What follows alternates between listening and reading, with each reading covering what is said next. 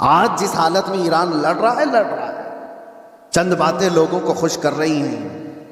ایران نے اتنا ٹھوکا، اتنا مارا، ہو سکتا ہے، لیکن ایران کی جو کیفیت ہوگی، 70,000 یہودی وہاں سے نکلیں گے اور دجال کی جماعت میں آئیں گے، تو اتنا لگتا ہے کہ غالباً ایران پر یہودیوں کا ایسا قبضہ ہوگا، تبھی تو وہاں 70,000 یہودی ہوں گے. وہ ایک بات آپ یاد رکھ لینا، یہ جنگوں کے حالات دنیا کو ابھی بدل کے رکھنے والے ہیں. اگلے سال تک اللہ نے اگر زندگی دی تو دیکھنا دنیا کا نقشہ بدل چکا ہو، جینے کے انداز بدل چکے ہوں گے، بہت ساری نئی چیزیں آپ کو سننے میں آئیں گی اور دیکھنے کو ملیں گی، طور طریقے بدل چکے ہوں گے. اچانک ہونے والے حالات پوری دنیا کو اکثر بدل کر رکھیں گے. اس لیے ہر گھڑی آپ ایکٹیو رہو کہ ایمان کے ساتھ دنیا سے جانا ہے. ان فتنوں کے دور میں ہر گھڑی آپ اپنے ایمان کی حفاظت کی فکر کرو. اب جو دور آ رہا ہے اس سے خطرناک دور دنیا کی ابتدا سے لے کر اب تک نہیں آیا، کبھی نہیں. اس سے زیادہ خطرناک دور کبھی پہلے نہیں آیا. جو آنے والا ہے وہ دجال کے ظہور کا زمانہ ہے. نبی اکرم صلی اللہ علیہ وسلم نے فرمایا روئے زمین پر سب سے بڑا فتنہ ہوگا دنیا کا. اور نبی آخر الزمان خود دعا کرتے تھے اللہ کی بارگاہ میں کہ اللہ مجھے دجال کی فتنوں سے محفوظ رکھ. تو سید الانبیاء جس کی دعا کر کے پناہ مانگتے ہوں، ہمارا حشر کیا ہوگا، ہمارا حال کیا ہوگا؟ جس کو بچنے کی فکر ہوگی اللہ اس کی حفاظت کرے گا. جو بچنے کی فکر ہی نہیں کرتا ہو، خوف ہی نہ ہو اس کے دل کے اندر، پھر تو وہ ختم ہو جائے گا. اب میں ایک اور حدیث بیان کر کے میرے اپنے موضوع کے سلسلے میں نے آج کیوں چھیڑا اس کو. ایران، امریکہ، اسرائیل، یہ دنیا میں ابھی سب کی زبانوں پر چل رہے جنگ کے حالات ہیں.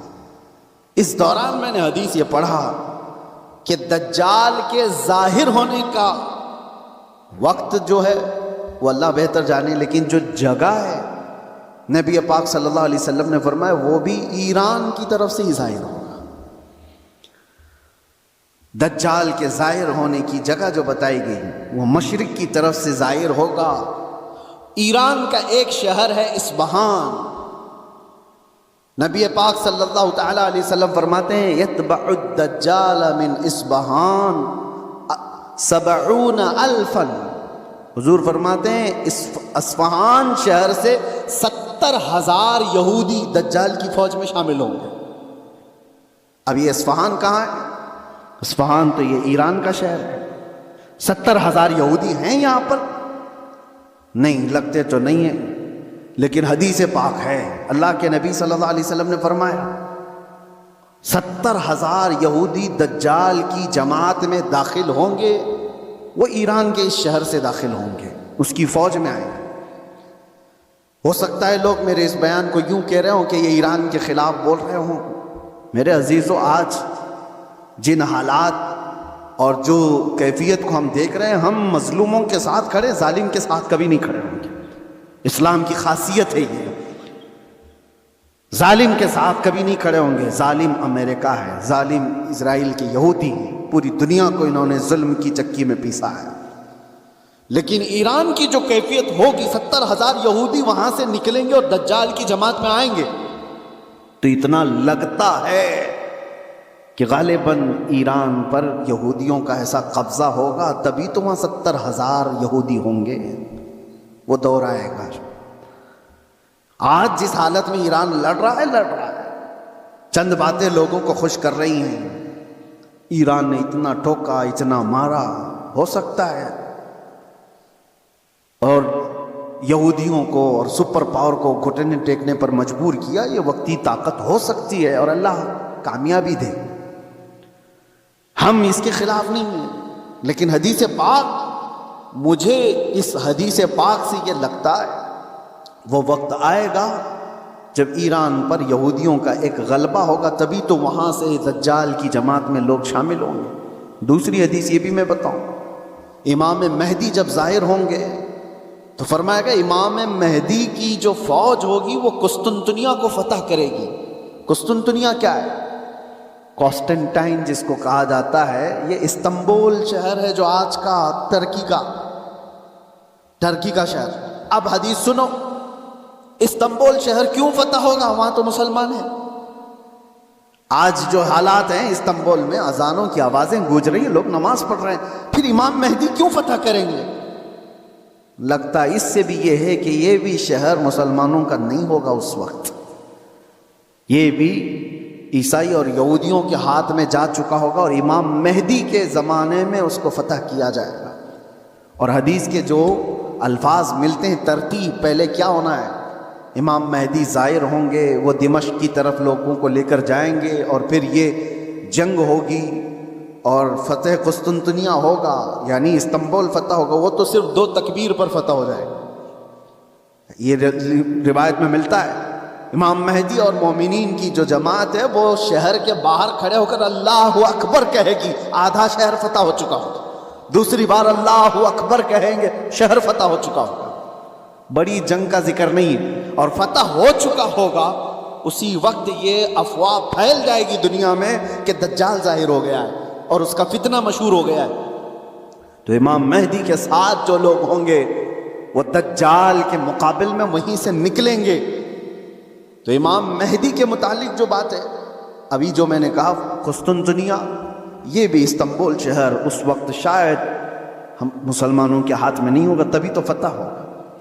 और तीसरी एक ख़ास बात, जो बात मैंने छेड़ा था, हुजूर फरमाते हैं जो मुजाहिदीन उस आखिर ज़माने की जंग में शरीक होने वाले हैं, हुजूर फरमाते हैं अल्लाह ने उन पर आग को हराम फरमा दिया। वो रोए ज़मीन के बेहतरीन लोग होंगे जो इमाम मेहदी की फ़ौज में शामिल होकर मुकाबला कर रहे होंगे दज्जाल से। लेकिन साथ में हुजूर फरमाते हैं, अब सुनिए तवज्जो, जिस जुमले पर मुझे बहुत ज़्यादा ताज्जुब है, फरमाते हैं हुजूर कि मैं यहीं से उनके घोड़ों के रंग को भी देख रहा हूँ। नबी पाक सल्लल्लाहु ताला अलैहि वसल्लम मुखबिर सादिक हैं, वो गैब की खबर जानते हैं, बाद के हालात देख रहे हैं, अल्लाह ने उनको इल्म अता किया, ये सब अपनी जगह पर, ये हमारा अकीदा है। लेकिन इस जुमले पर तवज्जो करें, क्या उस जमाने की फौज घोड़े पर बैठी होगी? हुजूर फरमाने में उनके घोड़ों का रंग देख रहा हूं। तो इसी हदीस से मुझे यह कहना पड़ा, शायद दुनिया जहां से शुरू हुई थी वहीं से वापस आ जाएगी।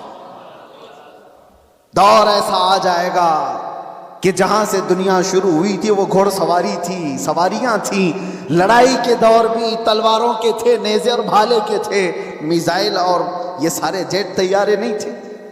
इसीलिए एक मशहूर साइंसदान आइंस्टाइन की बात मैं कोई अपने हवाले के लिए या मेरी तायीद के लिए नकल नहीं कर रहा हूं, लेकिन मशहूर है ज़माने में। उसने कहा था 3rd वर्ल्ड वॉर कैसे होगी ये मुझे पता नहीं, लेकिन 4th वर्ल्ड वॉर होगी तो लकड़ियों से लड़ी जाएगी। तो उससे पूछा गया ऐसा क्यों? कहा 3rd वर्ल्ड वॉर में दुनिया इतनी तबाह कर देंगे ये लोग न्यूक्लियर पावर से कि कुछ बचा ही नहीं होगा, और बाद में जो लोग बचे होंगे वो लकड़ियों से लड़ेंगे। या उसके अपने प्रिडिक्शन हो सकते हैं, मैं अपनी तायीद में नहीं कह रहा हूं, लेकिन हदीस है पाक, हुजूर पाक सल्लल्लाहु ताला अलैहि वसल्लम फरमाते हैं। और ये एक हदीस ये भी है कि दज्जाल जिस गधे पर सवार होगा, वो भी हदीस में उसका जिक्र है कि वो 1 मील तक एक कदम रखेगा, और उसकी भी सवारी का जिक्र है। अब वो कौन सी सवारी है उसका जिक्र आया है हदीसों में। तो हम हदीस के ज़ाहिरी माने को भी देखते हैं, और हो सकता है उसका बातिनी कोई और माना हो, लेकिन जब तक हदीस ज़ाहिर में समझ में आती है उसी पर हम अमल करते हैं। आखिर ज़माना शायद वैसा आने वाला हो। इसलिए मेरे अजीज़ों, बहुत तरक्की पर जो आज उरूज पर लोग नाज करते हैं, शायद दुनिया उनको पटक देगी, दुनिया उनको वापस उनके नशे के गुरूर को मट्टी में मिलाकर रख देगी।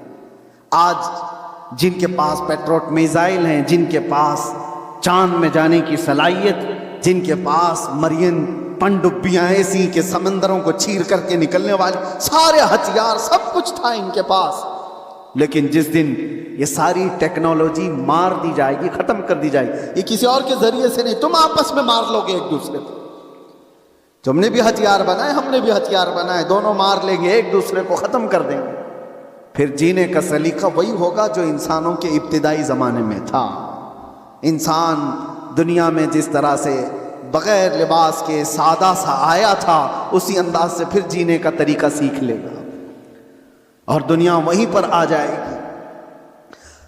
اور ایک حدیث حضور پاک صلی اللہ تعالی علیہ وسلم نے آخری وقت کے متعلق جو فرمایا کہ قیامت جب آئے گی تو کیا حالت ہوگی اس وقت، اور حضور نے فرمایا صرف شریر لوگوں پر، کفار و مشرکین پر قیامت آئے گی، ایمان والے ختم ہو چکے ہوں گے، حتیٰ کہ کعبہ شریف بھی جلا دیا جا چکا ہو۔